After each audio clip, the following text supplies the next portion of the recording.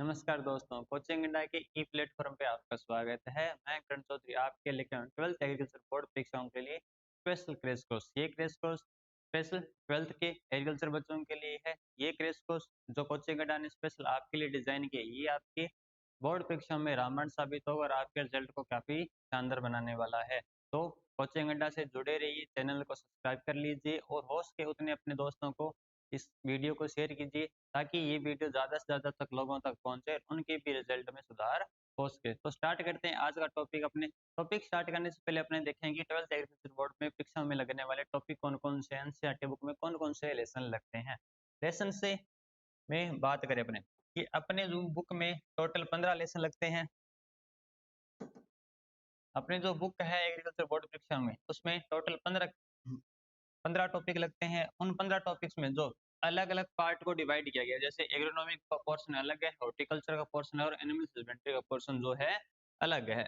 बात करते हैं अपने अलग अलग पोर्शन में, तो सबसे पहले पोर्शन दिया हुआ अपने 1 से 6 चैप्टर तक जो पोर्शन है वो है एग्रोनॉमी का पोर्शन है, सस्य विज्ञान का पोर्शन है, जिसमें अपने को सस्य विज्ञान की फसलों के बारे में, उनसे जुड़े जो विषय है उनके बारे में पढ़ने को मिलता है। तो अपने बुक में सबसे पहले टॉपिक दिया गया है वो है सस्य विज्ञान, मृदा एवं बीज। सस्य विज्ञान, मृदा एवं बीज, जिसमें अपने को एग्रोनॉमी के बारे में, एग्रोनॉमी डेफिनेशन, एग्रोनॉमी के मेथड के बारे में, साथ में मृदा उर्वरता, मृदा उत्पादकता के बारे में और बीज बीज को किस प्रकार से उत्पादित किया जाता है, बीज कितने प्रकार का होता है और उत्तम बीज के कौन कौन से गुण होते हैं, इनके बारे में पढ़ने को मिलता है। जो ये अपना चैप्टर है ये टोटल 3 नंबर का चैप्टर है। कितने अंक का चैप्टर है? 3 नंबर का चैप्टर है। इसमें से जो एक एक परिभाषा पूछी जाती है जो 2 नंबर की होती है, एक जो है वन लाइनर क्वेश्चन पूछा जाता है तो आपके स्टार्टिंग में मिलता है। ये 1 से 10 तक क्वेश्चन मिलते हैं, उनमें से एक एक नंबर के क्वेश्चन पूछे जाते हैं, उनमें से एक क्वेश्चन और एक परिभाषा पूछी जाती है। टोटल 3 अंक का आपका है जो पहला चैप्टर है। तो अपने को इसी अकॉर्डिंग जैसे अपने अंक दिए गए हैं, जैसे पिछले साल का पैटर्न है उसी के अकॉर्डिंग अपने सिलेबस को लेते हुए चलेंगे, क्योंकि अपने पास टाइम कम है और कम टाइम में अपने को पूरा सिलेबस कवर करना है और अपने को रिजल्ट को शानदार बनाना है। इसके अकॉर्डिंग अपने चलेंगे। जो ज्यादा महत्वपूर्ण पॉइंट है उन पे ज्यादा बात करेंगे, जो कम महत्वपूर्ण उन पे अपने कम बात करने वाले हैं। तो आप बिल्कुल निश्चित हो जाइए, चिंता मत कीजिए। अगर आपका सिलेबस कहीं कवर नहीं हो पाया तो कोचिंग अड्डा आपके एग्जाम तक पूरा सिलेबस को कवर करवाने की कोशिश करेगा और आपके रिजल्ट को उत्तम बनाने का प्रयास करेगा। बात करते हैं पहले चैप्टर में अपनी बात हो गई कि कौन कौन से मुद्दे हैं उसमें ज्यादा इंपॉर्टेंट है, टॉपिक कौन से इंपॉर्टेंट है। कितने नंबर का है? केवल 3 नंबर का ये अपना पहला चैप्टर है। उसके बाद में जैविक खेती, ऑर्गेनिक फार्मिंग। ऑर्गेनिक फार्मिंग में अपने को ऑर्गेनिक फार्मिंग की प्रिंसिपल्स के बारे में पढ़ना है। उसके बाद में ऑर्गेनिक फार्मिंग को किस प्रकार किया जाता है, इसका महत्व क्या है, इसके भविष्य में कौन कौन से महत्व है, इसके बारे में स्कोप क्या है। साथ में कुछ जैविक खादों के बारे में दिया गया है, जैसे गोबर की खाद है, साथ में जो वर्मी कंपोस्ट है, हरी खाद के बारे में दिया गया है, हरी खाद को किस प्रकार से बनाया जाता है और विभिन्न प्रकार की खादों को, गोबरी खादों को कौन कौन सी विधियों से तैयार किया जाता है। तो ये चैप्टर काफी लेंथी टॉपिक है। ये 4 नंबर का टॉपिक अपने पास में कितने अंक आता है? 4 नंबर का है और ये अपने सिलेबस के अकॉर्डिंग काफी महत्वपूर्ण भी है, ये अपने को ध्यान में देना है। उसके बाद में आता है अगला टॉपिक अपने सिंचाई। बिल्कुल ही छोटा सा टॉपिक है, ये पूछा जाता है 2 नंबर में। सिंचाई टॉपिक में अपने को क्या पढ़ना है? सिंचाई की मुख्य विधियां। पहले दिया गया है सिंचाई, उसके महत्व के बारे में, फिर दिया गया सिंचाई की मुख्य कौन कौन सी विधियां हैं और साथ में सिंचाई का निर्धारण किस प्रकार से करना है। जो अपने आगे टॉपिक में जानेंगे इनके बारे में डिटेल से पढ़ने वाले हैं। कितने अंक का है? केवल 2 अंक का है। इनसे छोटे क्वेश्चन पूछे जाते हैं, जैसे बूंद बूंद सिंचाई विधि के कौन कौन से लाभ है, कौन सी हानि है, फुहारा विधि के लाभ कौन से हानि है, इस प्रकार के छोटे क्वेश्चन पूछे जाते हैं। उसके बाद में बात करते हैं खरपतवार वीड। खरपतवार वीड, जो खरपतवार वीड टॉपिक है ये अपने लगता है 4 नंबर में। कितने नंबर का लगता है? 4 नंबर में अपने लगता है। काफी महत्वपूर्ण पॉइंट है। इसमें खरपतवारों को वर्गीकरण के बारे में बताया गया, साथ में खरपतवार से होने वाली हानियों के बारे में, उनके कुछ लाभ है उनके बारे में बताया गया, साथ में खरपतवारों का प्रकीर्णन और गुणन किस प्रकार से हो सकता है, एक जगह से दूसरी जगह कैसे फैलते हैं, इनके बारे में बताया गया। साथ में इन पे किस प्रकार से अपने नियंत्रण पा सकते हैं, नियंत्रण की कौन कौन सी विधियां है, रासायनिक विधि, यांत्रिक विधि, भौतिक विधियों के बारे में डिटेल से बताया गया, जो अपने को अध्ययन में करना है। इनसे भी एक छोटा क्वेश्चन और एक बड़ा क्वेश्चन पूछने के चांसेस रहते हैं। इनके वर्गीकरण से काफी बार क्वेश्चन पूछा जाता है बोर्ड परीक्षा में, जो अपने लिए इंपॉर्टेंट है, अपने इसका डिस्कस करने वाले हैं। उसके बाद में आता है अपने ड्राई फार्मिंग, शुष्क खेती। ड्राई फार्मिंग, शुष्क खेती, ये है काफी महत्वपूर्ण पॉइंट है। इसमें ड्राई फार्मिंग के साथ में अपने फसल चक्कर और फसल चक्कर के साथ में भूपृष्ठ नीटिलेज भी दिया गया है। ये 3 इसमें टॉपिक दिए गए हैं, छोटे छोटे टॉपिक है बिल्कुल, इनके सिद्धांतों के बारे में और इनके नियमों के बारे में अपने को पता होना चाहिए। ये अपने सिलेबस में लगता है 2 नंबर का। कितने अंक का है? 2 अंक का है, ये अपने को पता होना चाहिए। ठीक है, उसके बाद सबसे एग्रोनॉमी का सबसे मेन पॉइंट, फसल उत्पादन। फसल उत्पादन, फसल उत्पादन में एग्रोनॉमी में लगने वाली 30 से 32 क्रॉप्स के बारे में डिटेल से दिया गया है। जो इसमें दिया गया है कि उसकी जलवायु कैसी होनी चाहिए, मृदा कैसी होनी चाहिए, पीएच मान कैसा होना चाहिए, उन्नतशील किस्में कौन सी है, उसमें उत्पादन कितना होता है, उसके मुख्य रोग व कीट कौन कौन से है, इसके अलग अलग पॉइंट्स दिए गए हैं। जो अपने को अलग अलग प्रैक्टिस है उनके बारे में गहन अध्ययन करना होता है। ये जो अपने फसल उत्पादन टॉपिक है लगभग 6 अंक का होता है। कितने अंक का होता है? 6 अंक का होता है। इसमें एक बड़ा क्वेश्चन पूछा जाता है, जो मेजर क्वेश्चन आता है वो फसल उत्पादन से ही पूछा जाता है। किससे पूछा जाता है? फसल उत्पादन से पूछा जाता है। इसमें एक बड़ा क्वेश्चन आता है 4 नंबर का, और छोटे छोटे और 2 क्वेश्चन आते हैं छोटे छोटे, जो एक एक नंबर में पूछे जाते हैं फसल उत्पादन से संबंधित। फसल उत्पादन में बहुत सारी फसलें शामिल की गई, 30 से 32, जैसे अनाज वाली फसलें हैं, तिलहनी फसलें हैं, दलहनी फसलें हैं, चारे वाली फसलें हैं, रेशे वाली फसलें हैं, सभी को शामिल किया गया है। उसके बाद में स्टार्ट होता है हॉर्टिकल्चर का पोर्शन। क्या स्टार्ट होता है? हॉर्टिकल्चर का पोर्शन। हॉर्टिकल्चर बोले तो उद्यान विज्ञान। उद्यान विज्ञान के जो पहले 2 चैप्टर हैं, फसल उत्पादन का महत्व, फल उत्पादन का महत्व, वर्तमान स्थिति और भविष्य। फल उत्पादन का महत्व, वर्तमान स्थिति और भविष्य, जो ये टॉपिक दिया गया है ये, और इसके साथ में एक टॉपिक दिया गया है प्रवर्धन। क्या दिया गया है? प्रवर्धन दिया गया है। ये दोनों टॉपिक मिलके बनते हैं 3 नंबर के। ये इन दोनों टॉपिकों को मिला के कितने नंबर के बनते हैं? 3 नंबर के अंक बनते हैं। इनसे 3 नंबर के अंक पूछे जाते हैं। तो इनसे 1-2 पूछे जाते हैं, 2 नंबर में परिभाषा पूछी जाती है, और 1 नंबर में से क्वेश्चन पूछा जाता है, वन लाइनर क्वेश्चन में पूछा जाता है, जिनको आपको जवाब देना होता है आपकी बोर्ड परीक्षा में। आप चिंता मत कीजिए, आपको जो सारे चैप्टर हैं बिल्कुल 1 महीने में रेडी करवा दिए जाएंगे। जैसे जैसे इनसे सवाल पूछे जाते हैं उसी हिसाब से करवा दिए जाएंगे। बस आप जुड़े रहिए कोचिंग अड्डा से। कोचिंग अड्डा ने आपके लिए स्पेशल क्रैश कोर्स तैयार किया है 12th की एग्रीकल्चर बोर्ड परीक्षाओं के लिए। तो आपको बिल्कुल भी चिंता नहीं करनी है, बस आपको जुड़े रहना है कोचिंग अड्डा के ई प्लेटफॉर्म से, और यहाँ से आपको और भी बहुत सारी महत्वपूर्ण जानकारी मिलती रहेगी। तो ये आपको ध्यान में रखना है। कितने अंक का था ये? 3 अंक का था। उसके बाद में जो अपना अगला टॉपिक है वो है फलो उद्यान प्रबंधन। अगला टॉपिक कौन सा है? फलो उद्यान प्रबंधन। फलो उद्यान प्रबंधन में अपने को क्या देखने को मिलता है? फलो उद्यान प्रबंधन में अपने को देखने को मिलता है कि आप अगर अपने किसी किसान को या किसी व्यक्ति को एक बाग लगाना है, तो उसको कौन कौन से बिंदुओं के बारे में जानकारी होनी चाहिए, कि जैसे कि जलवायु कैसी है, सिंचाई की व्यवस्था कैसी है, मृदा कैसी है, आसपास में मजदूरों की संख्या कैसी है, कौन सी विधियों से बाग लगाने चाहिए, अगर उसने बाग लगा लिया उसमें कौन कौन सी प्रैक्टिस करनी चाहिए, अगर उसमें फलों का उत्पादन नहीं हो रहा है तो कौन से प्लांट हार्मोन का यूज किया जा सकता है, इनके बारे में डिटेल से बताया गया है। तो ये अपना टॉपिक है फलो उद्यान प्रबंधन। ये टोटल 4 अंक का है। ये टोटल कितने अंक का है? 4 अंक का है, जिसको अपने को अच्छे से पढ़ना है। इससे भी एक बड़े क्वेश्चन उठने की संभावना बनी रहती है। उसके बाद में जो मोस्ट इंपोर्टेंट है हॉर्टिकल्चर में फलों उत्पादन। अगला टॉपिक कौन सा है? फल उत्पादन, जिसमें अपने को अलग अलग फल वाली फसलों के बारे में डिटेल से पढ़ना होता है, जैसे आम है, इसके अलावा आंवला है, खजूर है, बेर है, इनके बारे में डिटेल से पढ़ना होता है। बेर है, अंगूर है, इनके बारे में डिटेल से पढ़ना है। जो ये टॉपिक है ये भी अपने 6 अंक का है। अपने पास में 2 ही बड़े चैप्टर हैं 6 अंक वाले, कौन कौन से? एक तो फल उत्पादन और फसल उत्पादन। फसल उत्पादन है वो एग्रोनॉमी में आता है, और फल उत्पादन आता है वो किस में आता है? हॉर्टिकल्चर में आता है। इन दोनों से ही बड़े क्वेश्चन पूछे जाते हैं। ये इनसे 6-6 नंबर के क्वेश्चन पूछे, 4-4 नंबर के क्वेश्चन पूछे जाते हैं। टोटल 6 नंबर के होते हैं। जो 4 नंबर का बड़ा क्वेश्चन है, 2 नंबर का छोटे छोटे क्वेश्चन पूछे जाते हैं। तो एग्जाम तक अपने को इनको तैयार करना है। उसके बाद में आता है हॉर्टिकल्चर का लास्ट टॉपिक फल परीक्षण। फल परीक्षण जो ये टॉपिक है, इसमें पूछा जाता है कि अपने खाद्य पदार्थों को लंबे समय तक किस तरह से सुरक्षित रखा जा सकता है। सुरक्षित रहने कौन सी स्थायी विधि है, कौन सी अस्थायी विधि है। इसके साथ में खाद्य खाद्य परीक्षण में अपने एक फ्रूट से या फल से सब्जी से कौन कौन से सह उत्पाद तैयार किए जा सकते हैं, जैसे आम से कौन सा सह उत्पाद तैयार किया जा सकता है, सेब से कौन सा सह उत्पाद तैयार किया जा सकता है, इसके अलावा अमरूद से कौन सा सह उत्पाद तैयार किया जा सकता है, इनके बारे में अपने को डिटेल से पढ़ना होता है। सॉस है, चटनी अब किससे तैयार किए जाते हैं, अचार किससे तैयार किए जाते हैं, ये सभी इसमें डिटेल से पढ़ना है। साथ में एक इसमें इंपॉर्टेंट टॉपिक है कैनिंग। कैनिंग कैनिंग का आपने नाम सुना होगा। कैनिंग क्या है?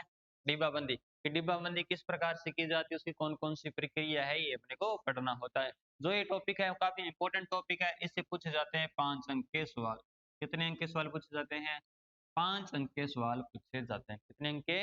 5 अंक। तो ये टॉपिक 5 नंबर का है, इसे अपने जल्दी ही पढ़ने वाले हैं, तो अपने को चिंता नहीं करनी है। उसके बाद में आता है अपनी एनुअल हस्बेंड्री। उसके बाद में क्या आता है अपना? एनुअल हस्बेंड्री टॉपिक आता है। एनुअल हस्बेंड्री में अपने टोटल 4 लेसन है और ये काफी महत्वपूर्ण पोर्शन रहता है। बच्चे हैं जो एग्रोनॉमी और हॉर्टिकल्चर को तो बड़े आनंद से पढ़ते हैं, परंतु एनिमल हस्बेंड्री को वो इतना गौर से नहीं पढ़ते। ये भी काफी इंपॉर्टेंट पोर्शन है, कुल 18 नंबर का पोर्शन रहता है अपने एग्जाम में। जो अपने बोर्ड की परीक्षा होती है उसमें टोटल 56 नंबर में से 18 नंबर का क्वेश्चन किस में रहता है?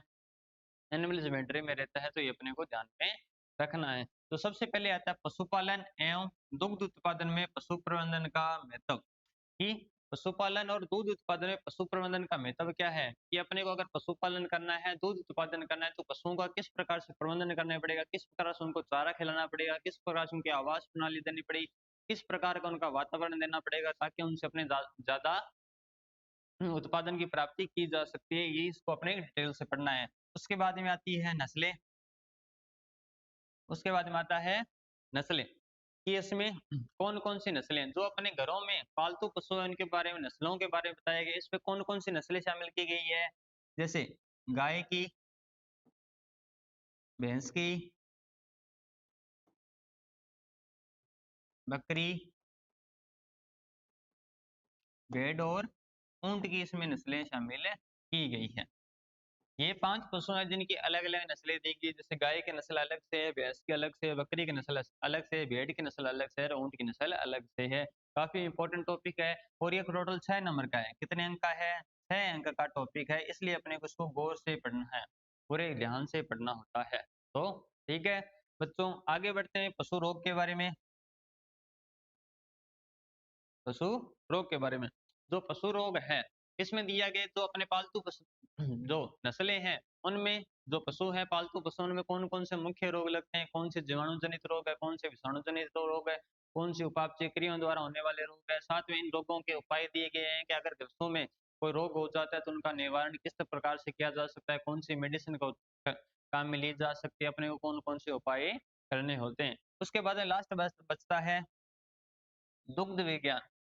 दुग्ध विज्ञान या मिल्क साइंस है, उसके बारे में दिया गया। दुग्ध विज्ञान में अपने को पशुपालन से या पशुपालकों से संबंधित कुछ योजनाओं को पढ़ने का देखने को मिलती है। साथ में नेशनल डेयरी रिसर्च बोर्ड है कन्यालय हरियाणा, इनके बारे में स्थापना कब हुई थी, कुछ रिसर्च बोर्ड की स्थापना के बारे में जो इंपॉर्टेंट क्वेश्चन पूछ जाते हैं। ये जो टॉपिक है 2 अंक का रहता है, अपने पास में 2 नंबर का रहता है। इनसे बस वन लाइनर क्वेश्चन पूछे जाते हैं। क्या पूछे जाते हैं? केवल वन लाइनर क्वेश्चन ही पूछे जाते हैं। ठीक है, तो अपने कुछ ही दिनों में वन लाइनर क्वेश्चन के लिए अलग से टेस्ट कोर्स लेके आएंगे। अभी मैं आपके लिए वन बाय वन सारे टॉपिक करवाऊंगा, परंतु कुछ ही दिनों में कोचिंग अड्डा आपके लिए पूरे जो एनसीईआरटी बुक के प्रत्येक लेसन से वन लाइनर क्वेश्चन के लिए अलग से क्लास स्टार्ट करेगा, जिसमें आपको प्रत्येक लेसन के प्रत्येक टॉपिक के वन लाइनर क्वेश्चन सॉल्व करे हुए मिलेंगे और आपके लिए एग्जाम में वो काफी रामबाण साबित होंगे। साथ में वो जेट परीक्षाओं के लिए भी, जो आपके आने वाली जेईटी परीक्षा है, जेट परीक्षा है, उसमें भी काफी हेल्पफुल साबित होने वाला है। तो जुड़े रहिए कोचिंग अड्डा के साथ मेरे से, बेल आइकन को दबा के सब्सक्राइब कर लीजिए और अब हो सके उतना अपने दोस्तों को इस वीडियो को शेयर कीजिए, ताकि वो ज्यादा से ज्यादा इस वीडियो का फायदा उठा सके। ठीक है, तो ये अपने रही सिलेबस की बात कि कौन कौन से टॉपिक हैं, कौन से कितने नंबर का लेसन आता है। काफी बच्चों के ये डाउट रहता है कि कौन से क्वेश्चन से कितने अंक का क्वेश्चन पूछा जाएगा, कौन से जो लेसन है उससे बड़ा क्वेश्चन आएगा, किससे छोटा क्वेश्चन कुछ देखने को मिलेगा, किस लेसन से परिभाषा देखने को मिलेगी आप। तो ये अपने मैंने आपको बता दिया। इससे क्या होता है कि बच्चों को तैयारी करने में आसानी रहती है, उससे पता रहता है कौन सा पॉइंट है वो इम्पोर्टेंट है, उसको कहाँ से मैटर को पढ़ना है, कहाँ से मैटर को नहीं पढ़ना है। तो बात करते हैं, ये होगी अपने पूरा पूरा एक विवरण कि कहाँ से कितने क्वेश्चन पूछे जा सकते हैं, कौन सा लेसन है वो कितने नंबर का है। आज अपने पढ़ेंगे जो सबसे पहला टॉपिक लेके चलेंगे वो अपने पास में है सिंचाई। टॉपिक कौन सा ले रहे हैं? सिंचाई ले रहे हैं, इरिगेशन। तो बात करते हैं सिंचाई क्या है, व्हाट इज द इरिगेशन। सिंचाई क्या है? पौधों को कृत्रिम रूप से पानी देने के लिए क्या कहलाती है? सिंचाई कहलाती है। या अपने से ज्यादा अच्छे शब्दों में पढ़े तो ये हो सकता है कि पौधों को उनकी वृद्धि एवं विकास के लिए, पौधों को उनकी वृद्धि एवं विकास के लिए समय समय पर कृत्रिम रूप से पानी उपलब्ध करवाना सिंचाई कहलाता है। सिंचाई को अपने विभिन्न विधियों से दे सकते हैं, अलग अलग विधियां होती है, अलग अलग मेथड होते हैं जिनके बारे में अपने बात करेंगे। अभी अपने इतना ही पढ़ना है कि सिंचाई क्या है। सिंचाई क्या है? पौधों को कृत्रिम रूप से उनकी वृद्धि एवं विकास के लिए तथा उपापचय क्रियाओं के लिए कृत्रिम रूप से पानी देना क्या कहलाता है? सिंचाई कहलाता है, इरिगेशन कहलाता है। क्या कहलाता है? इरिगेशन। पौधों को उनकी वृद्धि एवं विकास के लिए, उनके उत्तम उत्पादन के लिए समय समय पे कृत्रिम रूप से पानी देना क्या कहलाता है? सिंचाई कहलाता है। फिर बात करते हैं इसके महत्व के बारे में कि पौधों के लिए सिंचाई इतनी ज्यादा इंपॉर्टेंट क्यों है। पौधों के लिए सिंचाई इतनी ज्यादा इंपॉर्टेंट क्यों है, वो किस प्रकार से इसके लिए महत्वपूर्ण रखती है, कि इसका क्या कौन कौन से फैक्टर हैं जो इसमें काम में लिए जाते हैं। सबसे पहले बात करेंगे जिस प्रकार से मानव शरीर है, जिस प्रकार से जो मानव शरीर है वो 80 से 90% तक पानी का बना होता है, उसमें 80 से 90% पानी पाया जाता है। उसी प्रकार से जो पादप शरीर है, प्लांट बॉडी है, उसमें भी 85 से 90% पानी ही पाया जाता है, उसमें भी पानी पाया जाता है। जो उसके कोशिकांग है, ऊतक हैं, अलग अलग कोशिका है, वो सारी पानी की बनी होती है। पानी के बिना उनका निर्माण नहीं किया जा सकता। इसका अर्थ है जो उसका जो संपूर्ण जीव द्रव्य है वो किसका बना होता है? पानी का बना होता है। इसलिए पौधों में जीव द्रव्य के निर्माण के लिए पानी अति आवश्यक फैक्टर के रूप में काम करता है। उनकी प्लांट की बॉडी के लिए, पादप शरीर के लिए, उनके निर्माण के लिए पानी एक आवश्यक फैक्टर के रूप में कार्य करता है। तो पौधों का जीव द्रव्य है वो बच्चों कितना परसेंट पानी से बना होता है? जीव द्रव्य है वो कितने प्रतिशत पानी का बना होता है? 85 से 90% तक।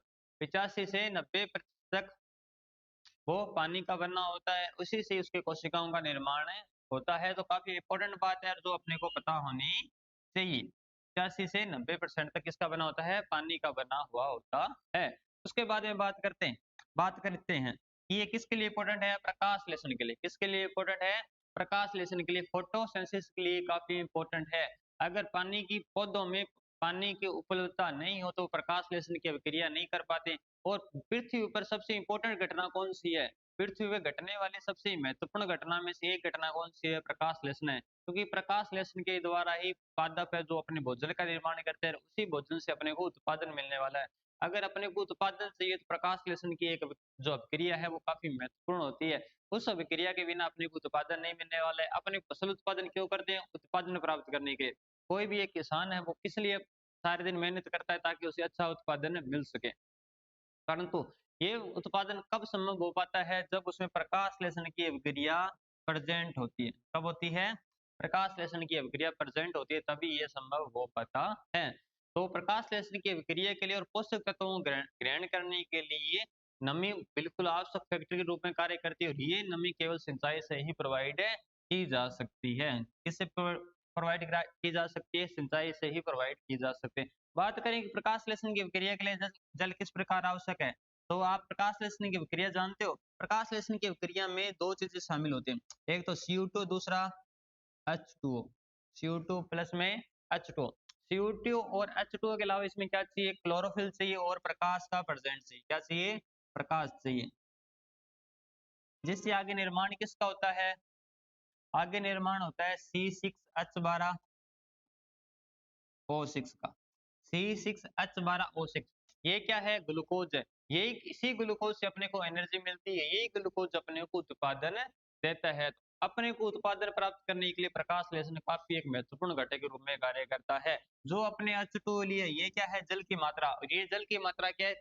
पौधों को किस प्रकार प्रोवाइड की जा सकती है? केवल सिंचाई के द्वारा ही प्रोवाइड की जा सकती है। तो प्रकाश लेसन एक काफी महत्वपूर्ण अभिक्रिया है जो अपने लिए काफी महत्वपूर्ण है। और ये महत्वपूर्ण प्रक्रिया कब हो सकेगी? जब पौधों को सिंचाई की जा सके, उनको पानी प्रोवाइड करवाया जा सकता है। फिर आता है पोषक तत्व ग्रहण करने के लिए।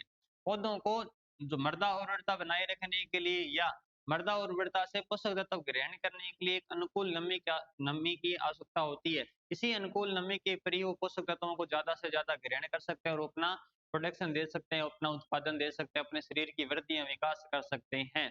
इस वृद्धि और विकास के लिए पोषक तत्व आवश्यक है। ये पोषक तत्व केवल नमी पर ही, एक अनुकूल नमी होने पर ही प्रोवाइड किए जा सकते हैं। तो पोषक तत्व ग्रहण करने के लिए भी सिंचाई एक आवश्यक फैक्टर के रूप में कार्य करता है। ये बच्चों अपने को ध्यान में रहना चाहिए। तो अब तक बच्चों अपने क्या पढ़ा कि सिंचाई का महत्व क्या है। सिंचाई के महत्व में सबसे पहला महत्व क्या है, जीव द्रव्य निर्माण के लिए, पौधों का जीव द्रव्य निर्माण के लिए आवश्यक फैक्टर करता है। पौधों का जीव द्रव्य है वो कितने परसेंट तक पानी का बना होता है, जल्दी से कमेंट करके बता दो, जल्दी से कमेंट करके बता दो कि पौधों का जो जीव द्रव्य है कितने परसेंट पानी का बना होता है। चलो मैं आपको बता देता हूँ, कब तक रहता है, 85 से 90% तक, 85 से 90% तक वो पानी का बना होता है। दूसरी बात अपनी बड़ी प्रकाश संश्लेषण की अभिक्रिया के बारे में, कि प्रकाश संश्लेषण की अभिक्रिया के में जो जल है, सिंचाई एक आवश्यक घटक के रूप में शामिल रहती है। जल के बिना प्रकाश संश्लेषण की अभिक्रिया नहीं हो सकती। अगर प्रकाश संश्लेषण की अभिक्रिया नहीं होगी तो अपने को उत्पादन नहीं मिलने वाला है। उसके बाद में बात करते हैं अपने तीसरा अपने पास में है, ये पौधों को विपरीत परिस्थिति से बताता है। विपरीत परिस्थिति में पौधों को लड़ने की क्षमता प्रदान करता है। जैसे बहुत अधिक गर्मी पड़ने पे, बहुत अधिक लू चलने पे उसे बचाता है, उसके जीवन की रक्षा करता है। साथ में बहुत अधिक पाला पड़ने पे, जब अधिक पाले में कोशिकाएं हैं जो जमना शुरू हो जाती है और जम के फटना शुरू हो जाती है, तो अपने फसल उत्पादन में पौधे पे विपरीत प्रभाव पड़ता है, जिससे वो उत्पादन नहीं दे पाता है।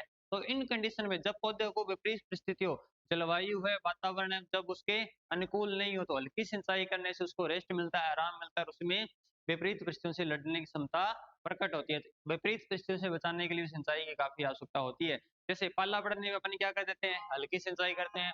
अधिक अत्यधिक लू चलने पर उस पर हल्की सिंचाई कर दी जाती है। तो सिंचाई का ये भी महत्व है कि वो विपरीत परिस्थितियों से, जैसे लू व सर्दियों में पाला पड़ने से उसको उससे बचाता है।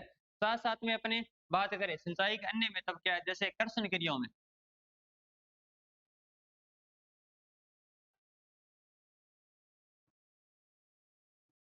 जैसे कर्षण क्रियाओं में, कर्षण क्रिया क्या है, जैसे खेत में हल चलाना, प्लो चलाना, इन क्रियाओं के लिए भी अपने को सिंचाई काफी काफी हेल्पफुल साबित होती है, अपने को आवश्यकता होती है कि कर्षण क्रियाओं करने के लिए सिंचाई एक काफी महत्वपूर्ण फैक्टर के रूप में कार्य करता है। अगर खेत में कर्षण क्रिया करने से पहले सिंचाई कर दी जाए, इससे पहलेवा कि अपने को बीजों की बुआई करने से पहले उसमें सिंचाई करते हैं, सिंचाई करने के बाद में उसमें हल चलाया जाता है। तो हल चलाने के लिए कर्षण क्रियाओं के लिए सिंचाई एक आवश्यक फैक्टर के रूप में कार्य करता है। साथ में ही अपने को नमी, पौधे में नमी बनाने रखने के लिए, पौधे के जड़ क्षेत्र में नमी बनाए रखने के लिए सिंचाई एक आवश्यक फैक्टर के रूप में कार्य करता है। तो बच्चों ये है सिंचाई के 5 मुख्य मुख्य महत्व, जो आपसे छोटे क्वेश्चन में या छोटी परिभाषाओं में पूछे जा सकते हैं कि सिंचाई के महत्व कौन कौन से हैं। पहला महत्व था जीव द्रव्य निर्माण के लिए आवश्यक है। जीव द्रव्य निर्माण के लिए जल कितना चाहिए, 85 से 90%। दूसरा है प्रकाश संश्लेषण की अभिक्रियाओं के लिए एक आवश्यक फैक्टर के रूप में कार्य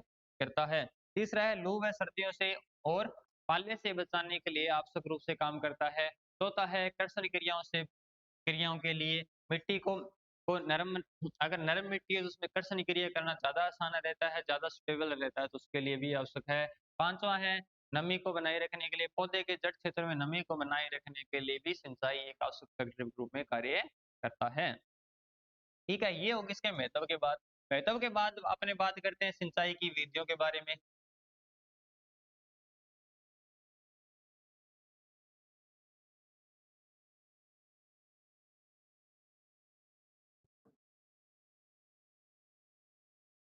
बात करते हैं सिंचाई की विधियां। सिंचाई का विधियों का अर्थ है कि पौधे को जल किस प्रकार से प्रोवाइड करवाया जाएगा। सिंचाई क्या है, पौधों को कृत्रिम रूप से जल प्रोवाइड करवाना, पौधों को कृत्रिम रूप से जल उपलब्ध कराना क्या कहलाता है, सिंचाई कहलाता है। तो इस सिंचाई को अपने पौधे को किस प्रकार से करते हैं वो क्या कहलाते हैं, सिंचाई की विधियां कहलाती है। सिंचाई की विधियों में बच्चों आपने आसपास में खेतों में सिंचाई होते जरूर देखा होगा। कोई फुहारा विधि से करता है, कोई ड्रिप सिस्टम से करता है, कोई क्यारी विधि से करता है, कोई कुंड विधि से भी करता होगा। तो आपने आसपास में ऑब्जर्व जरूर किया होगा। उन्हीं सिंचाई विधियों को आज अपने डिटेल से पढ़ने वाले हैं। ये आपको सब कुछ आता है, जो आपको मैं आप सिंचाई की विधियां करवाऊंगा हो सकता है ये आपको आता हो, परंतु आपको डिटेल से बताऊंगा जो आपकी परीक्षाओं के लिए काफी महत्वपूर्ण साबित होने वाला है। सबसे पहले बात करते हैं सिंचाई की विधियों के बारे में। सिंचाई की जो मुख्य विधि है वो कितनी प्रकार की है, 4 प्रकार की है। कितनी प्रकार की है, 4 प्रकार की मुख्य मुख्य विधियां हैं। उन विधियों में सबसे पहले आता है उन विधियों में सबसे पहले क्या आता है? सही विधि। सबसे पहले क्या आता है? सही विधि आता है। कौन सा? सही। सही का अर्थ क्या है? Surface method. इस सतह के ऊपर से जब पौधे को पानी प्रोवाइड करवाया जाता है तो वो क्या कहलाता है? सही विधि कहलाती है। जैसे मान लीजिए ये अपनी मृदा है, मान लीजिए ये अपनी मृदा है, इस मृदा के ऊपर से जब पौधे को पानी प्रोवाइड करवाया जाता है तो वो क्या कहलाता है? सही मेथड कहलाता है। इस सतह के ऊपर से पानी को गुजार के पौधों को पानी उपलब्ध कराना सही विधि कहलाता है। सही विधि उसमें अलग अलग तरीके अपनाए जाते हैं, अलग अलग कंडीशन में अलग अलग तरीके अपनाते हैं, तो इसके आधार पर इसको मुख्यतः 5 भागों में बांटा गया। आगे इसको मुख्यतः कितने भागों में बांट दिया? 5 भागों में बांट दिया। उसमें जो सबसे पहले आता है वो आता है प्रवाह विधि। प्रवाह विधि या उसको बाढ़ विधि को भी कहा जाता है या जल प्लवन विधि कहा जाता है। दूसरा आता है इसमें क्यारी विधि।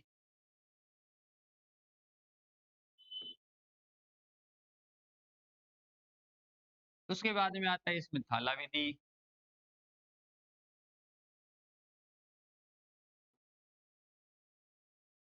उसके बाद में चौथी विधि है अपने पास में वलय विधि। और जो अपनी पांचवी विधि है उसे कहा जाता है कुंड विधि।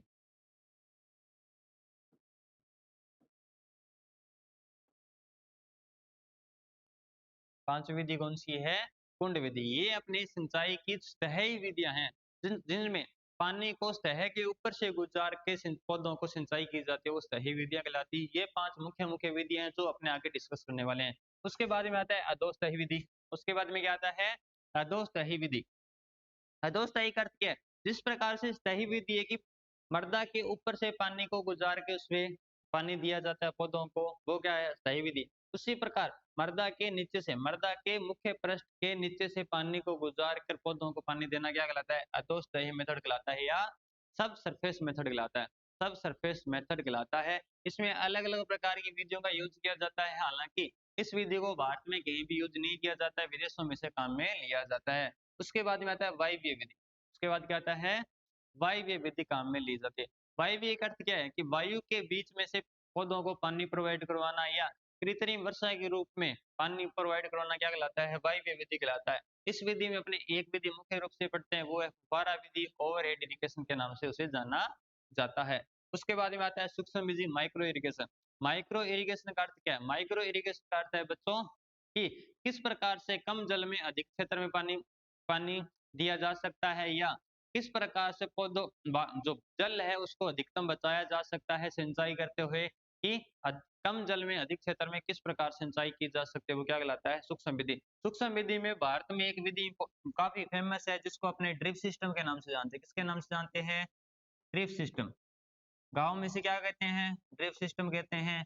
इसका जो मुख्य नाम है वो क्या होता है? बूंद बूंद सिंचाई विधि होती है। क्या होता है? बूंद बूंद सिंचाई विधि होता है। बूंद बूंद सिंचाई विधि के नाम से इसे जाना जाता है। तो स्टार्ट करते हैं अपने सिंचाई की विधियों को। सिंचाई की विधियों को स्टार्ट करने से पहले मैंने सिंचाई की मुख्य मुख्य विधि आपको बता दी। कौन कौन सी? सतही विधि, अधोसतही विधि, उसके बाद वायवीय विधि और सूक्ष्म विधि है।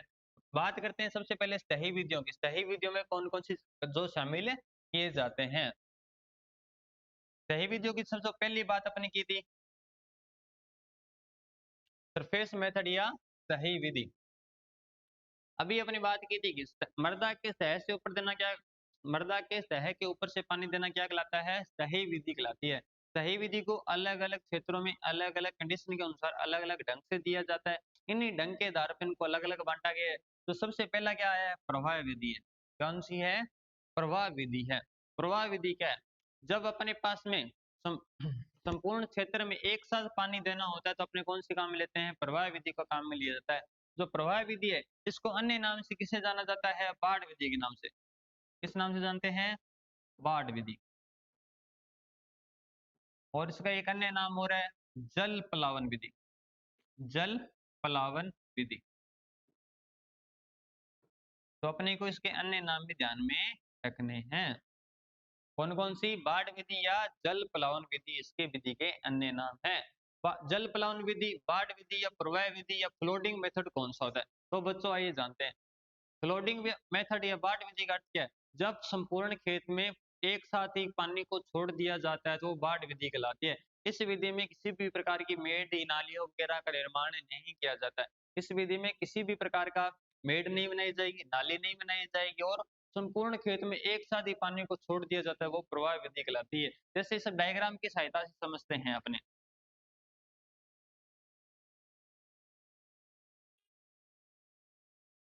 इस तरह से पूरे खेत में एक साथ ही पानी को छोड़ दिया जाता है, वो क्या कहलाता है?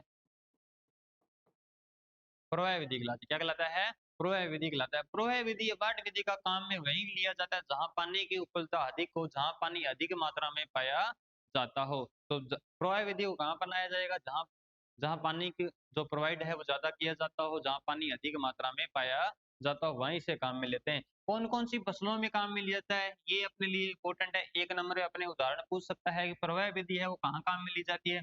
एक काम में ली जाती है धान में और दूसरे काम में ली जाती है जूट में काम में ली जाती है। कुछ क्षेत्रों में बरसीम में भी काम में लिया जाता है हालांकि, पर मुख्यतः कहाँ काम में लिया जाता है? धान और जूट में से काम में लिया जाता है। फिर बात करते हैं इस विधि में जल का नुकसान है वो सबसे अधिक होता है।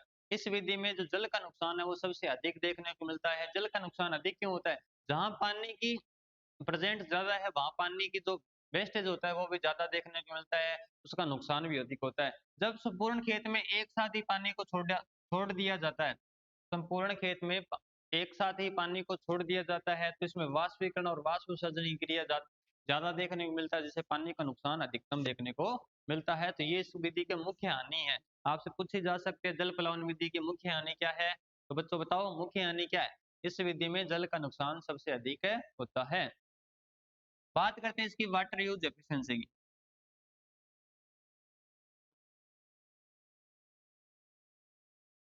बात करते हैं इसकी water use efficiency. What is the water use efficiency? जल उपयोग दक्षता क्या है? जल उपयोग दक्षता क्या है? जब पौधे को पानी उपलब्ध करवाया जाता है तो उस कुल पानी में से वो अपने उपापचय क्रियाओं के लिए कितने प्रतिशत पानी का यूज करता है, वो क्या कहलाता है? वाटर यूज एफिशिएंसी या जल उपयोग दक्षता कहलाता है। मान लीजिए आपने किसी प्लांट को 1000 लीटर पानी प्रोवाइड करवाया। कितना पानी प्रोवाइड करवाया? 1000 लीटर पानी प्रोवाइड करवाया। 1000 लीटर पानी प्रोवाइड करवाया और उसमें से उसने अपनी उपापचय क्रियाओं के लिए केवल 200 लीटर पानी ही खर्च किया। केवल 200 लीटर ही पानी खर्च किया, तो उसकी जो वाटर यूज एफिशिएंसी है, जल उपयोग दक्षता है, वो कितनी रहती है? 20% रहेगी। कितनी रहेगी? केवल कितनी रहेगी? 1000 लीटर आपने पानी प्रोवाइड करवाया था, खर्च कितना किया? केवल 200 लीटर। बाकी का 800 लीटर पानी है वो अन्य क्रिया में नुकसान हो जाता है, इधर उधर चला जाता है, वो क्या है? उसका नुकसान है। केवल 20% इसने काम में लिया और उस वो 20% इसकी क्या कहलाती है? वाटर यूज एफिशिएंसी कहलाती है। क्या कहलाती है? वाटर यूज एफिशिएंसी कहलाती है। Water use water use efficiency, और यही इसकी वाटर यूज एफिशिएंसी कहलाती है। वाटर यूज एफिशिएंसी है ये सबसे ज्यादा किस में देखने को मिलती है? बूंद बूंद सिंचाई विधि में देखने को मिलती है। सबसे कम किस में देखने को मिलती है? अपने प्रवाह विधि में देखने को मिलती है। किस में देखने को मिलती है? प्रवाह विधि में ये सबसे कम देखने को मिलती है, ये अपने को पता होना चाहिए। तो वाटर यूज एफिशिएंसी सबसे कम किसकी है? प्रवाह विधि की सबसे कम देखने को मिलती है। इसका मुख्य नुकसान क्या है बच्चों? क्योंकि इस विधि में जल का नुकसान अधिक होता है। अपनाया कौन कौन सी फसलों में जाता है? धान और जूट में अपनाया जाता है, ये अपने को पता होना चाहिए। ये अपनी प्रवाह विधि है। उसके बाद सिंचाई की अपने सेकंड विधि की बात करते हैं। सिंचाई की अपनी जो दूसरी विधि है उसका नाम है क्यारी विधि। उसका क्या नाम है? क्यारी विधि। क्यारी विधि को एक अन्य नाम से भी जाना जाता है। क्यारी विधि का जो अन्य नाम है उसे कहा जाता है चेक वेसन विधि, जो अपने सिलेबस के अकॉर्डिंग से इंपॉर्टेंट है।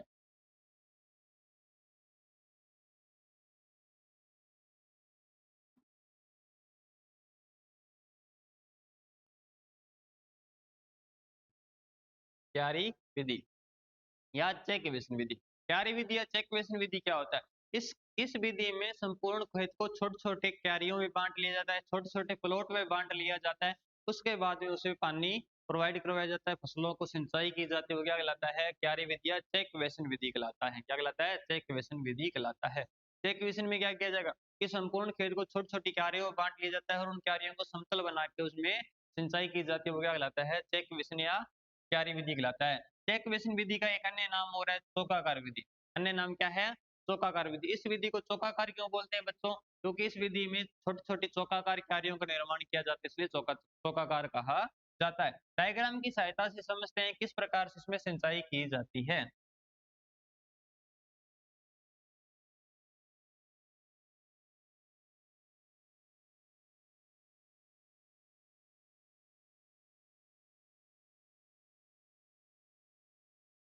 इस विधि में सबसे पहले क्या किया जाता है?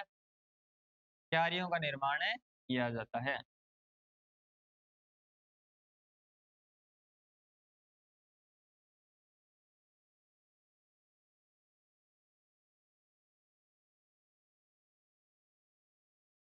क्यारियों का निर्माण करने के बाद में एक मुख्य नाली का निर्माण किया जाएगा। जो ऊपर है ये क्या है? मुख्य नाली है, जिससे पानी को छोड़ा जाता है। मुख्य नाली से पानी कहाँ जाता है? सहायक नाली में जाता है। सहायक नाली में जाने के बाद में ये एक एक करके क्यारियों में इसका प्रवेश करवाया जाता है। ये अपनी कौन सी विधि है? क्यारी विधि। कौन सी विधि है? क्यारी विधि है, जिसमें छोटी छोटी क्यारियों का निर्माण किया जाएगा, इनको समतल किया जाएगा और फिर इसके मुख्य नाली से सहायक नाली से होते हुए पानी का प्रवाह इसमें करवाया जाता है। जो अपने चेक बेसिन विधि है, चौकाकार विधि है, ये किस प्रकार की फसलों के लिए इंपॉर्टेंट है? मूंगफली, गेहूं, चना आदि फसलों के लिए इंपॉर्टेंट है। जो फसलें सघन बोई जाती है, ऐसी फसलें जो सघन बोई जाती है, बिल्कुल पास पास में बोई जाती है, इन ऐसी फसलों के लिए काफी इंपॉर्टेंट रहती है।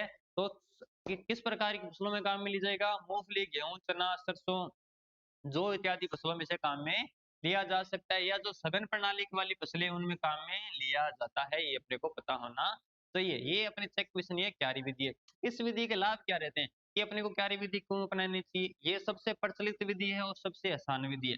ये सबसे प्रचलित विधि और सबसे आसान विधियों में माना जाता है। आसान विधि क्यों है? क्योंकि इसमें संपूर्ण खेत में एक साथ पानी नहीं लगाया जाता। संपूर्ण खेत में एक साथ पानी लगाना काफी अपने लिए एक मुश्किल बना रहता है, इसलिए छोटे छोटे कार्यों का निर्माण कर पानी लगाना चाहिए, जिससे इसकी जो जल उपयोग दक्षता है वो भी ज्यादा मिलती है। अपने को क्या मिलता है? जल उपयोग दक्षता ज्यादा मिलती है। जल उपयोग दक्षता है वो कितनी मिलती है? 40% मिलती है। कितनी मिलती है? 40% देखने को मिलती है। कितनी मिलेगी? 40%। कि अगर अपने किसी प्लांट को 1000 लीटर पानी दिया है तो उसमें से वो 400 लीटर पानी अपनी उपापचय क्रियाओं के लिए खर्च कर लेता है, अपनी वृद्धि के लिए खर्च कर लेता है। साथ में इसमें मजदूरों वगैरह की संख्या भी कम देखने को मिलती है। संपूर्ण खेत क्षेत्र में पानी लगाना आसान रहता है। इसमें जो ढलाने रखी जाती है, जो क्यारी विधि में जो ढलाने रखी जाती है वो कितनी रखी जाती है बच्चों? क्या आप मुझे बताओगे? जल्दी से कमेंट करके बता दो, फिर मैं आपको बताता हूँ इसमें ढलान कितनी रखी जाती है। इसमें ढलान रखी जाती है बेटा 2 से 3%। कितनी रखी जाती है? 2 से 3% इसमें ढलान रखी जाती है। तो ढलान कितनी है? 2 से 3%। जल उपयोग दक्षता कितनी है? 40% है। ये अपने को ध्यान में रहना है।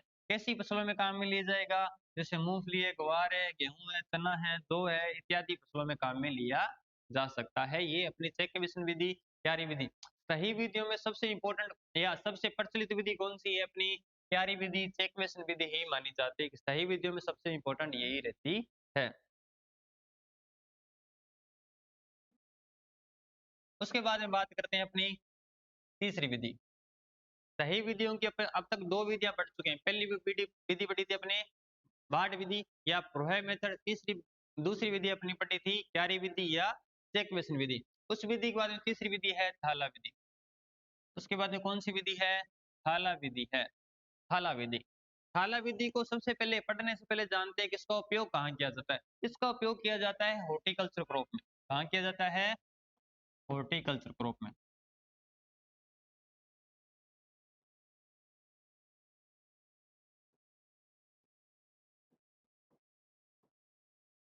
हॉर्टिकल्चर क्रॉप में इसका सबसे ज्यादा यूज किया जाता है। हॉर्टिकल्चर क्रॉप का अर्थ क्या है? ऐसी फसलें जो फल वाली फसलें हैं उनमें काम में लिया जाता है। जो उद्यान की फसलें उनमें काम में ली जाता है, जैसे आम है, जामुन है, बेर है, आंवला है, खजूर है। इन फसलों में कौन सी विधि काम में ली जाएगी? थाला विधि काम में ली जाती है। तो सबसे पहला क्वेश्चन उठता है, थाला विधि को किस प्रकार की फसलों में काम में लिया जाता है? तो हॉर्टिकल्चर, उद्यान की फसलें या जो फल वाली फसलें उनमें काम में लिया जाता है। ठीक है। इस विधि का अन्य नाम क्या है? इस विधि का अन्य नाम क्या है? इस विधि को जाना जाता है द्रोण विधि के नाम से। किस नाम से जाना जाता है बेटा? द्रोण विधि के नाम से भी जाना जाता है। अब बात करते हैं बच्चों की, जो थाला विधि है वो है क्या? ये असल में थाला विधि कहते हैं किसे कहते हैं? थाला विधि करते हैं जब जब पंक्ति के दोनों साइड, पौधे की पंक्ति की दोनों तरफ नाली का निर्माण कर दिया जाता है तो वो थाला विधि कहलाती है। क्या कहलाती है? थाला विधि कहलाती है। कि पौधे की एक पंक्ति के दोनों तरफ नाली का निर्माण कर दिया जाता है वो थाला विधि कहलाती है। आइए समझते हैं इसे डायग्राम की सहायता से। जैसे ये पौधे की पंक्ति है, दो पंक्तियां हैं जैसे ये, और इन पंक्तियों के बिल्कुल दोनों तरफ किसका निर्माण किया जाता है? नाली का निर्माण किया जाता है। ये क्या कहलाती है? थाला विधि कहलाती है। क्या कहलाती है? थाला विधि कहलाती है। थाला विधि ये एक दोषपूर्ण विधि है। क्या है?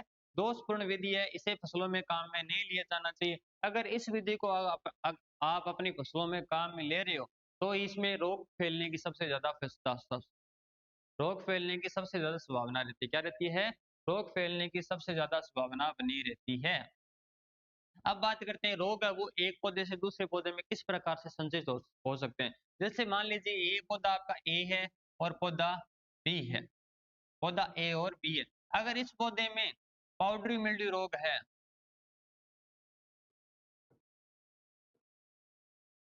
अगर इस पौधे में पाउडरी मिल्ड्यू रोग है, जब इसमें पौधे में सिंचाई की जाएगी तो एक ए पौधे से बी पौधे में पानी का प्रवाह होगा, बी से सी में प्रवाह होगा। जब पौधे ए में कोई रोग लगा है, मान लीजिए पाउडरी मिल्ड्यू रोग है, तो पाउडरी मिल्ड्यू रोग के जो रोगजनक है वो दूसरे पौधे में भी पहुंच जाएंगे। किसमें पहुंच जाएंगे? प्लांट बी में पहुंच जाएंगे। फिर ये प्लांट बी का पानी है वो प्लांट सी तक पहुंचेगा, जिससे प्लांट सी में भी रोग है हो जाएगा। इस तरह से पूरे अपने जो बाग है, जो पूरे बाग में जितने भी पौधे लगे हैं उनमें सभी में पाउडरी मिल्ड्यू रोग देखने को मिलेगा। अगर एक प्लांट है किसी रोग से रोगग्रस्त हो जाता है तो पूरे क्षेत्र में, पूरे खेत में फैल जाता है। ये क्या कहलाता है? थाला विधि का एक मुख्य नुकसान है कि इसमें एक पौधे से दूसरे रोगों का ट्रांसफर होता है, स्थानांतरण होता है, उनमें संचरित होता रहता है। तो इस विधि को अपने बाग में के काम में नहीं लेना है। क्या नहीं करना है? इस विधि को अपने बाग में काम में नहीं लेना होता है। ठीक है, ये अपने को ध्यान में रखना है। साथ में इस विधि का जो अन्य दूसरा हानि क्या है? इस विधि में हो जाता है जड़ गलन रोग। क्या हो जाता है? जड़ गलन रोग हो जाता है। क्या आप भाई बताओ कि जड़ गलन रोग क्या होता है? जड़ गलन रोग का अर्थ क्या है? कि जो पौधे की जड़ें हैं वो गलना स्टार्ट हो जाती है, उनमें कवक का फैल जाती है, जिससे उनकी वृद्धि और विकास में विपरीत प्रभाव पड़ने लगता है। ये जड़ गलन रोग होता कब है बच्चों? जब पौधे की जड़ों में जब पौधों की जड़ों में पानी हर टाइम पड़ते, हर समय प्रेजेंट रहता है, जो उसकी जड़ें गिल्ली रहती है, इसके कारण उसमें कवक का प्रकोप हो जाता है। ये कवक है वो क्या करता है? जड़ गलन रोग करता है। तो थाला विधि में जब पानी लगाते हैं तो पानी है वो जड़ संपर्क में हमेशा किससे बना रहता है? जड़ संपर्क में बना रहता है, और जड़ संपर्क में पानी बने रहने से ये रोग हो जाता है। तो ये इसकी मुख्य हानि है, अपने को पता होना चाहिए। तो अपने बात करें थाला विधि, थाला विधि को कहाँ काम में लिया जाएगा बच्चों? हॉर्टिकल्चर क्रॉप में। कहाँ काम में लिया जाएगा बच्चों? हॉर्टिकल्चर क्रॉप्स में काम में लिया जाता है। ये तो एक अपने को पहली बात ध्यान रखना है। इसका अन्य नाम क्या है? द्रोण विधि। अन्य नाम क्या है बच्चों? द्रोण विधि है। उसके बाद में बात करते हैं कि इस विधि का जो मुख्य हानि क्या है? इसकी हानि क्या है? इस विधि में एक पौधे से दूसरे पौधे में रोगों का ट्रांसफर हो जाता है, स्थानांतरण हो जाता है, संचरण हो जाता है, इसलिए उसको अपनाना नहीं चाहिए। अपनी बाग में कोई अन्य विधि अपनानी चाहिए जो अपने आगे बढ़ने वाले हैं। जो बाग में सिंचाई की जो अन्य विधि है वो है एक वल्य विधि। अगली विधि कौन सी अपने पास में? वल्य विधि है। कौन सी विधि है? वल्य विधि। अब बात करते हैं ये वल्य विधि क्या है। वल्य विधि है जो थाला विधि का थोड़ा सुधरा हुआ रूप है, थोड़ा सुधरा हुआ रूप है जिसमें रोगों का ट्रांसफर नहीं होता है। इसमें जो नाली का निर्माण किया जाता है पौधों की दोनों तरफ नहीं किया जाता है, दो पंक्तियों के बीच में नाली का निर्माण किया जाता है, उनसे सहायक नालियों को निकाल के पौधे में सिंचाई की जाती है, वो वल्य विधि कहलाती है। क्या कहलाती है? वल्य विधि कहलाती है। वल्य विधि को वल्य विधि क्यों कहा जाता है? क्योंकि इसमें छोटे छोटे थालाओं का निर्माण किया जाता है जो किस किस आकार के होते हैं? रिंग के आकार के, अंगूठी आकार के, वल्य आकार के होते हैं, इसलिए इसको वल्य विधि कहा जाता है। आइए समझते हैं डायग्राम की सहायता से किस तरह से पौधों में सिंचाई की जाती है। बात करें सिंचाई की तो मान लीजिए ये दो पंक्तियां लगी हुई है, पौधे की दो पंक्तियां हैं ए और बी। अब इनके बिल्कुल बीचों बीच एक मुख्य नाली का निर्माण किया जाता है, बिल्कुल बीच में एक मुख्य नाली का निर्माण किया जाता है। नाली का निर्माण करने के बाद में यहाँ से इसकी सहायक नालियां निकाली जाएगी और थालाओं का निर्माण किया जाएगा। किसका निर्माण किया जाएगा बच्चों? थालाओं का निर्माण किया जाएगा।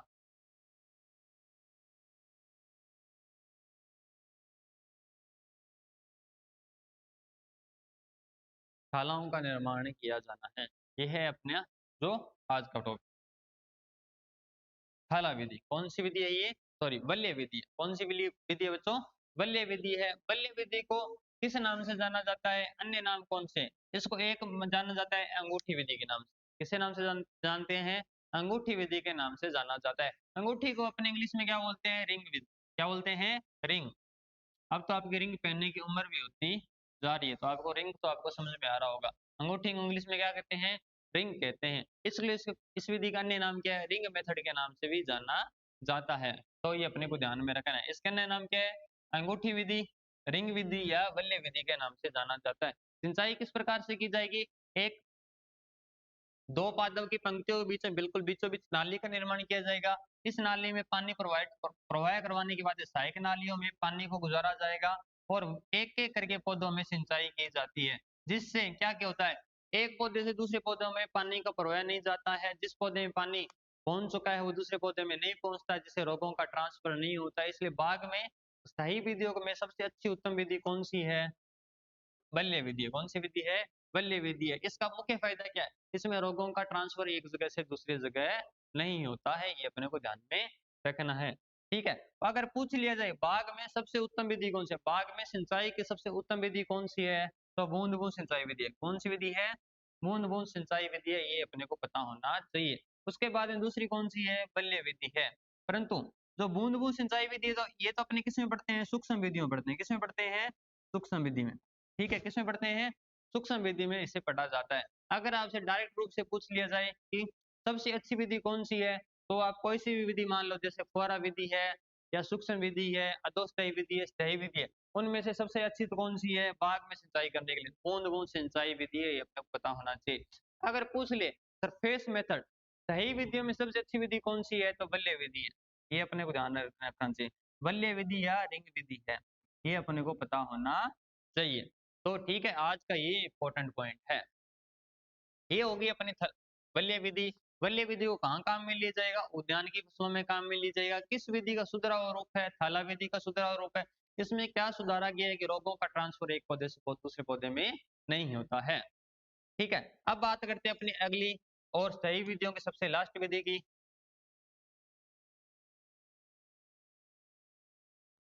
बात करते हैं बच्चों अगली विधि के बारे में, या सही विधि के सबसे जो लास्ट विधि है उसके बारे में। अगली विधि अपने पास में दी गई है कुंड विधि। कौन सी दी गई है? कुंड विधि दी गई है। अगली विधि कौन सी है? कुंड विधि है। कुंड विधि, कुंड विधि का अर्थ क्या है? इस विधि में एक तरफ कुंड का निर्माण किया जाता है, दूसरी तरफ मेड का निर्माण किया जाता है। एक मेड पे फसलों को लगाया जाए, कुंड के बीच में या कुंड या नाली में से पानी को प्रवाह करवाया जाता है, पानी का प्रवाह करवाया जाता है। ये क्या कहलाती है? कुंड विधि कहलाती है। कि एक तरफ पहले मेड का निर्माण किया जाएगा, मेड का निर्माण करने के बाद में उसके बिल्कुल साइड में किसका निर्माण किया जाता है? नाली का निर्माण किया जाता है। किसका निर्माण किया जाता है? नाली का निर्माण किया जाता है। जो फसल लगाई जाती है वो किस पे लगाई जाती है? मेड पे। मेड पे क्या लगाई जाएगी? फसल लगाई जाएगी। जो कुंड है उससे पानी गुजारा जाता है, उससे क्या किया जाता है? पानी गुजारा जाता है। ये क्या कहलाती है? कुंड विधि कहलाती है। इस विधि में अन्य पृष्ठ विधियों की तुलना में, इस विधि में अन्य जो पृष्ठ विधियां हैं सही विधि की तुलना में पानी की बचत कितनी की जा सकती है? 40%। 40% जल की बचत की जा सकती है। जो वाटर सेविंग है वो कितनी की जा सकती है? 40% की जा सकती है। वाटर यूज काम 40% ज्यादा एरिया में से सिंचाई की जा सकती है। जो वाटर सेविंग कैपेसिटी इसकी कितनी है? अन्य विधियों की तुलना में, जो अन्य जो सही विधि है उनकी तुलना में 40% अधिक काम में लिया जा सकता है। इस विधि को इस विधि में फसलों को मेड़ पे लगाया जा सकता है, जैसे अपनी बात की, और सिंचाई कुंड में की जाती है। इस विधि को कहाँ मुख्यतः काम में लिया जाता है? तो कुंड विधि जो सबसे ज्यादा फेमस है वो है गन्ने के लिए। किसके लिए फेमस है? गन्ने के लिए। कि सबसे ज्यादा कहाँ काम में लिया जाता है, गन्ने में इसको सबसे ज्यादा काम में लिया जाता है। शुगर केन में सिंचाई की सबसे मुख्य विधि कौन सी है, कुंड विधि है। साथ में इस विधि को मूली, गाजर, शलजम, आलू आदि फसलों में भी काम में लिया जा सकता है। इसमें काम में लिया जाता है, मूली है, गाजर है, शलजम। तो हॉर्टिकल्चर क्रॉप्स की जो वेजिटेबल है उनमें काम में ली जा सकती है, वेजिटेबल्स में, सब्जियों में, सो काम में लिया जा सकता है। साथ में ही मक्का में, मक्का, बाजरा आदि में भी कुंड विधि को काम में लिया जा सकता है, जो पुराने जमाने में काम में लेते थे। कहाँ काम में लेते थे, पुराने जमाने में मक्का और बाजरा में कुंड विधि को काम में लिया जाता था। तो ये अपने को ध्यान में रखना है। तो इस विधि में मुख्यतः मूली, गाजर, सलजम आदि में काम में लिया जा सकता है। साथ में जो अन्य सही विधियों की तुलना में कितने परसेंट अधिक पौधों की सिंचाई की जा सकती है, कितने अधिक क्षेत्र में की जा सकती है, 40% की। 40% वाटर का ये आप यूज कर सकते हो, उसकी सेविंग कर सकते हो। ठीक है, तो बच्चों आज की क्लास के लिए इतनी। अगली क्लास में अपने पढ़ेंगे सिंचाई की अन्य विधियों के बारे में, जैसे अधोसतही विधि, वायवीय विधि, फुहारा विधि के बारे में, बूंद बूंद सिंचाई विधि के बारे में। साथ में पौधों का सिंचाई, पौधों के लिए सिंचाई का निर्धारण किस प्रकार से किया जा सकता है, ये सारी इंपॉर्टेंट बातें अपने अगले अगले सेशन में पढ़ने वाले हैं। तो जुड़े रहिए कोचिंग अड्डा के इस ई प्लेटफॉर्म पे, जो आपके लिए एकदम शानदार क्लास लाता रहेगा, और साथ में आपके जो मार्क्स है आपके कोर्स में काफी हेल्पफुल साबित करेगा। तो आज के लिए इतना ही, थैंक यू।